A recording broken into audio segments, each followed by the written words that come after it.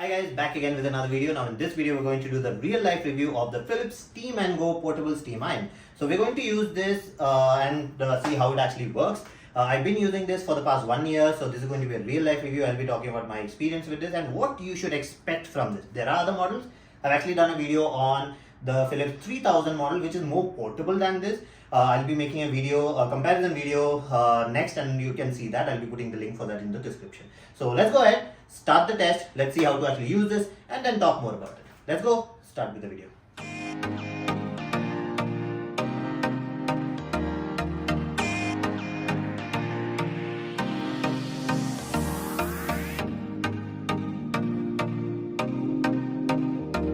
Okay, so let's go ahead and see how to actually use this.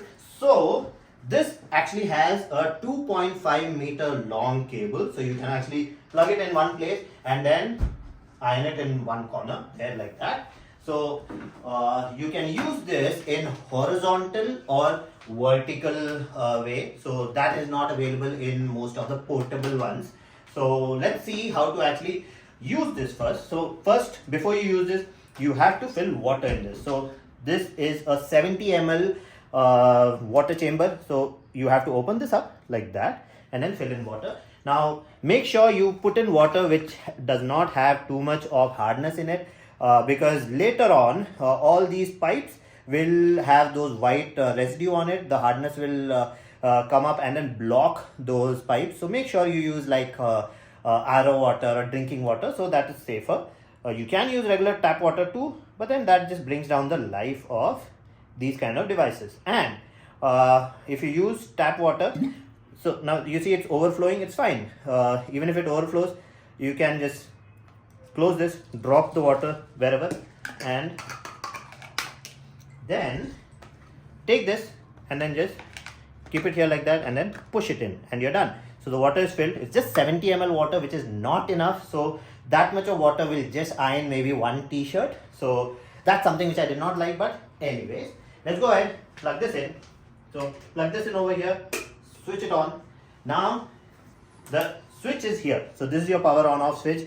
I switched on, the light will come up. That means it's on. Now just because it's on doesn't mean that steam will start coming out. For that you'll have to press this button. So when you press this button, there's a pump here which pumps the water in and instantly steam comes out. So you can see the steam is coming out. Now if I want to iron something like this over here, so I actually specially took out this t-shirt because this one I've burnt with my regular iron box. So you see over here, this is my iron box mark. So it burnt this over here.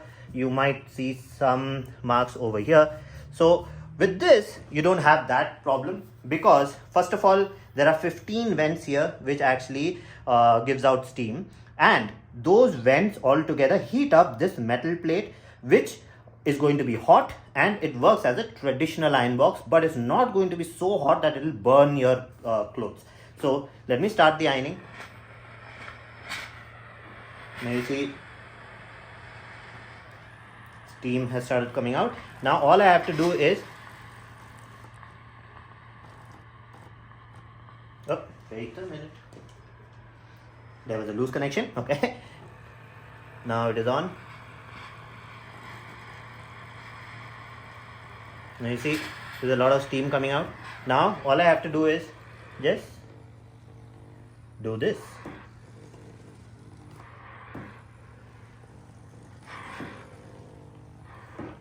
And the ironing is done. So it's that easy, and it's not going to burn your nylon clothes or your expensive clothes. Now this was the horizontal way. Let me show you the vertical way. Now you take this and put it on a hanger. So it's about it totally depends on you which way do you like better. Now over here you have to hold one side like that and then just go through it this way, and you will see the same results, but with some clothes, some stubborn clothes, you will not be able to remove all the wrinkles. For that, the horizontal way works better because this plate presses against it, pushes it, and then removes the marks. Now this was just a regular nylon one. You've seen how good it works with this. I want to iron something in cotton. Let me squeeze this. Okay, this is cotton. So I'll go ahead and iron this side. So press it and immediately steam comes out, and I'll start ironing. Now ideally you should go slow, allow the steam to go in, allow the plate to get hot, and that's it. It's ironed. It's that fast. Now you see before and after. You see the difference? Now if you want to iron it here again, one more time, let's try this. Like this. And now we can do the same thing. Like if I want to iron this side, I can just do this. You see, it's that easy to iron this, and it's done. Now the problem that people have is the collars. Now you get the gloves with this. With the gloves you can actually hold this and do it, so the steam will not hurt your hand. Then you have the brush. So you have the brush attachment for jackets or some other things where you want more steam to get trapped and then you want to do it. You can use the brush, but I don't use the brush attachment. Now I want to do the collars. I can do this way, but this way it's not going to be that effective. I'll have to fold it properly like that and then do this, and the steam is going to come up and it's going to burn my hand. So what I do is, if I have a shirt or something, I prefer ironing it horizontally.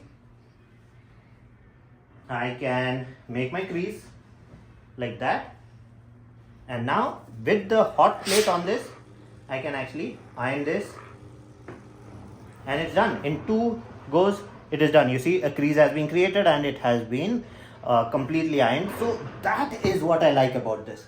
So if you want to use, like you want to use it on a jeans, let me show you a jeans. There, you switch it on, instantly steam comes out, and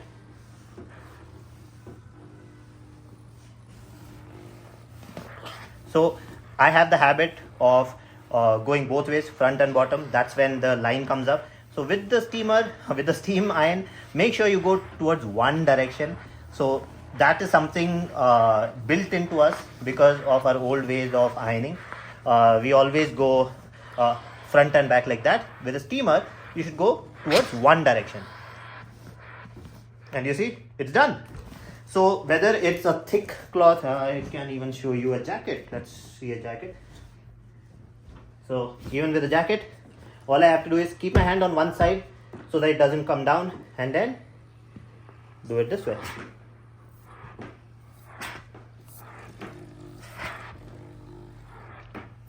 And it's done. So it's that easy. But one thing I've seen is this does, the hot plate one does spoil your rubber prints. So don't put it on the rubber prints. With the other ones, the regular ones, I've seen the one without the hot plate, the rubber print does not get affected that much. With this, your rubber prints will come off. Just remember that. Be careful of that. So that's it. That's all. Now, talking about my experience, in the 1.5 years, actually 1 year that I've used it, I've taken it to Kerala, I've gone to Bangalore, I've done my bike trips. So it fits in a bag. If it's a long bag, you can fit it in.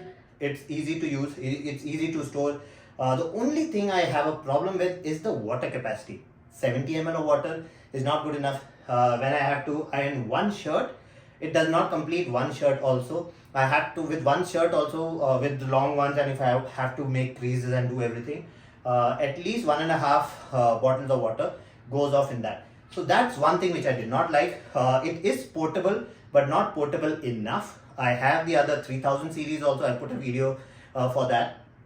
I'll put the link in the description. So that one is more preferable for traveling. This one is an all-rounder. This one, what they've targeted is with the regular one. So I have the big one here. This one, which actually is for home use. Now, this targets towards that and traveling. So giving that much of power into a traveling one.